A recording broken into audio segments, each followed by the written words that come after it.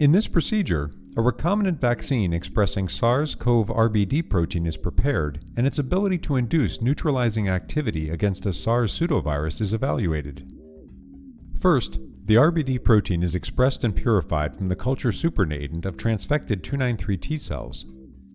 The purified protein is then used to immunize mice, and sera are collected from the vaccinated mice at various time points following immunization.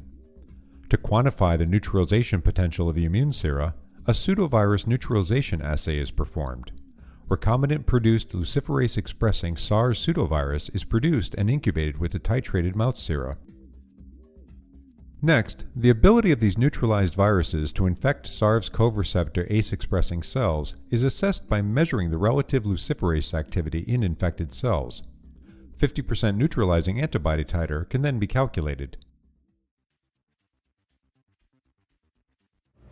My name is Lanying. I'm currently a postdoc in the laboratory.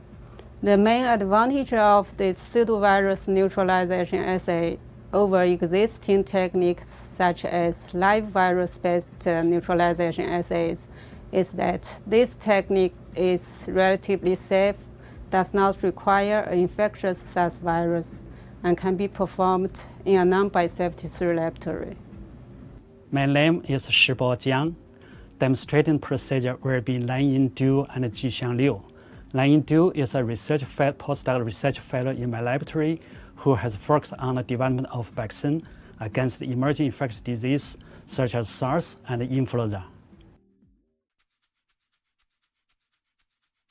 Thaw aliquots of sterile 2x HBS buffer pH 7, 2.5 molar calcium chloride.